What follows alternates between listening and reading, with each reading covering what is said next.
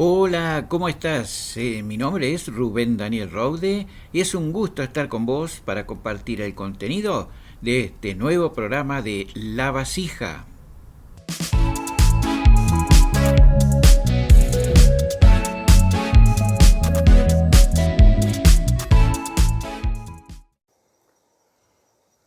Hubo una extinción de un pueblo aquí en Argentina y voy a leerte este tema de la Enciclopedia Histórica y Biográfica de nuestro país de América, que dice como título Las encomiendas y la extinción de un pueblo. Corrían los primeros años de la conquista. Las huestes españolas se adentraban sorteando mil peligros y dificultades en el indómito escenario cuyano. En esos momentos, un pueblo que poseía una elevada cultura habitaba en la zona abarcada actualmente por las provincias de San Juan y Mendoza. Nos referimos a los huarpes, una comunidad indígena que, si bien no era originaria de la región, se asentó en ella debido al continuo avance de los españoles desde el sector chileno. Los huarpes, que en un comienzo habían estado sujetos al dominio incaico, se resistieron a los dominadores blancos y prefirieron trasladarse a los fértiles valles cuyanos. De ello nos da referencia el cronista García Hurtado de Mendoza cuando dice que detrás de la cordillera había una tierra llamada Cuyo, donde había mucha gente que había servido al Inca. Pero de poco sirvió la huida. Este pueblo, de hábitos sedentarios, fue pronto reducido por las tropas hispanas y afectado a la encomienda, lo que significaba virtualmente la esclavitud. De ahí en más el ocaso y la extinción. Se sabe que grandes núcleos de huarpes decidieron huir a la zona de la actual laguna Guanacache, en cuyas islas su captura se hacía más difícil. Los arqueólogos han hallado verdaderos pueblos subterráneos en las islas de la citada laguna. Esto prueba hasta qué punto la cultura vio modificada su forma de vida. La vivienda tradicional de los huarpes era una choza construida en paja. Se sabe que por la influencia de la cultura incaica construían acequias para realizar más adecuadamente las labores de riego de sus cultivos. Por último, no podemos dejar de mencionar que ha sido esta provincia la que denominó Plan Huarpes al ambicioso proyecto de desarrollo del cual hoy es prueba palpable el dique Ullum. Así, un plan de desarrollo de la actualidad encuentra su nombre en una gloriosa cultura del ayer.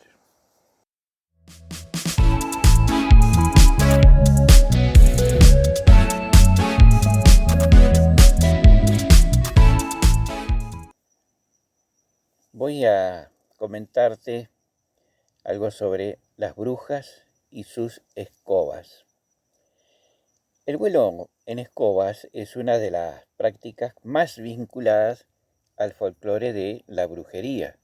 Y lo cierto es que, lejos de ser simples cuentos de hadas, este vuelo conecta a las brujas con algo mucho más antiguo y extenso. En los relatos y crónicas se describe a las brujas en sus hogares utilizando una serie de hierbas y ungüentos mágicos que les permiten llegar volando a los aquelarres, donde se reúnen con sus demonios para luego volver al amanecer a la seguridad de sus hogares. Hay un paralelismo entre este vuelo mágico y el viaje chamánico. El chamán utiliza hierbas o cánticos para entrar en un estado alterado de conciencia en el que entra en contacto con los espíritus. Y la bruja utiliza una serie de hierbas que más tarde se identificaron como belladona, beleño negro o estramonio. Y vuela, una metáfora del estado alterado de conciencia, al aquelarre para reunirse con demonios, que no son sino espíritus, al igual que hace el chamán. Del mismo modo, se dice que la bruja recibe sus conocimientos de parte de los demonios. Otro paralelismo puesto que el chamán también recibe los suyos de parte de los espíritus. Si a todo ello sumamos el hecho de que en los comienzos de la Edad Media la postura de la Iglesia era la de aceptar los aquelarres como encuentros imaginarios, tenemos como resultado que hay una relación directa entre brujería y chamanismo. Sin embargo, a finales de la Edad Media, la postura de la Iglesia cambia. Los aquelarres son tenidos en encuentros físicos, por lo que es posible que existiesen dos tipos de prácticas. Por un lado, el aquelarre espiritual, similar al trance del chamán, y por el otro, el encuentro físico ritual. En todo caso, la persecución de las brujas aumentó a partir de la plena Edad Media en adelante, junto a la de los herejes cristianos. Es el periodo en el que aparecen formas heréticas que desafían a la hegemonía de la cristiandad católica. La búsqueda de la unidad religiosa, de recrear aquella ciudad de Dios que era una en la fe, llevó al ataque furibundo contra aquellos considerados de la estirpe del diablo. La publicación del Malleus Maleficarum a finales de la Edad Media sentenció a las brujas durante la Edad Moderna y sería el detonante de las grandes cacerías de brujas, cuyo auge se encontró en el siglo XVI, aunque todavía en los siglos XVII y XVIII encontramos tímidas muestras de persecuciones, siendo el XIX el período en el que la brujomanía llegó a su fin. Es precisamente a partir del XIX cuando las brujas pasan a ser seres temidos y perseguidos a personajes de cuento o meros estereotipos.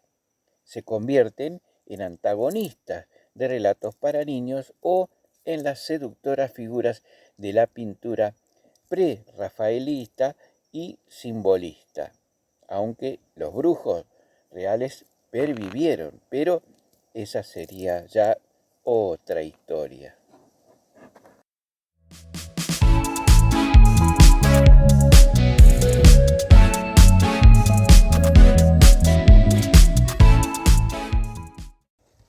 Voy a leerte ahora este cuento que refleja alguna realidad que Juan Carlos Bonetti tituló El Cerdito. La señora estaba siempre vestida de negro y arrastraba sonriente el reumatismo del dormitorio a la sala.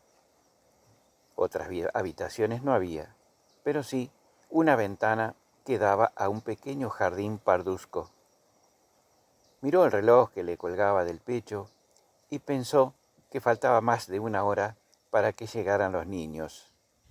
No eran suyos, a veces dos, a veces tres, que llegaban desde las casas en ruinas, más allá de la placita, atravesando el puente de madera sobre la zanja seca ahora, enfurecida de agua en los temporales de invierno. Aunque los niños empezaran a ir a la escuela, siempre lograban escapar de sus casas o de sus aulas a la hora de pereza y calma de la siesta. Todos, los dos o tres, eran sucios, hambrientos y físicamente muy distintos.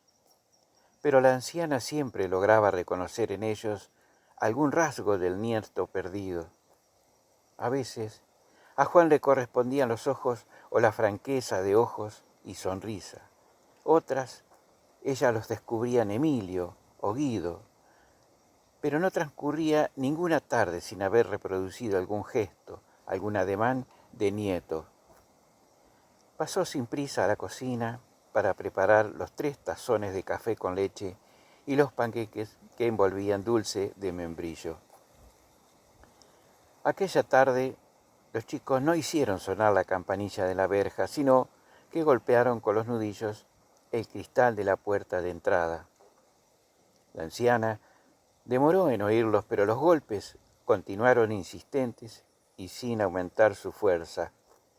Por fin, porque había pasado a la sala para acomodar la mesa, la anciana percibió el ruido y divisó las 3 siluetas que habían trepado a los escalones.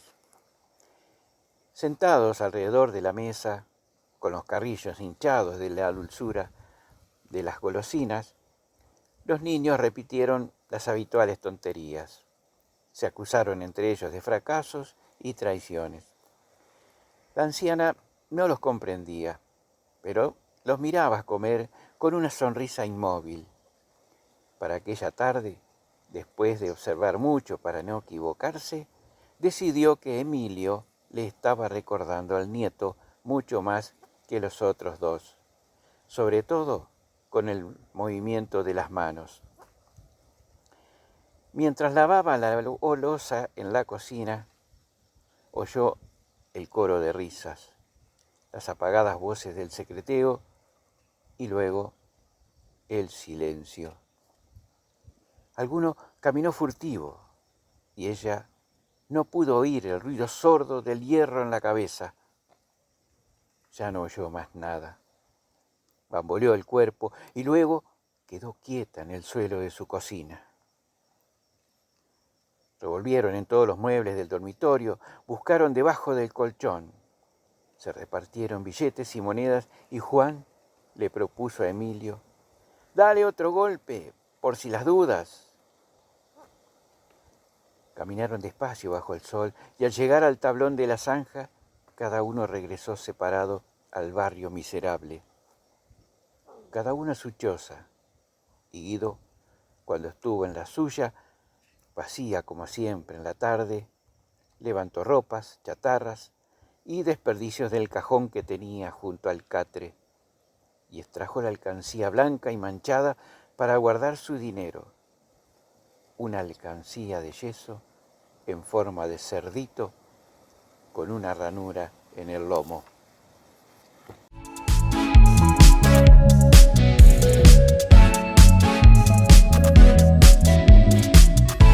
Y si te gustó el programa, compartilo con alguien que quizás también le interese alguno de estos contenidos. Gracias por ello.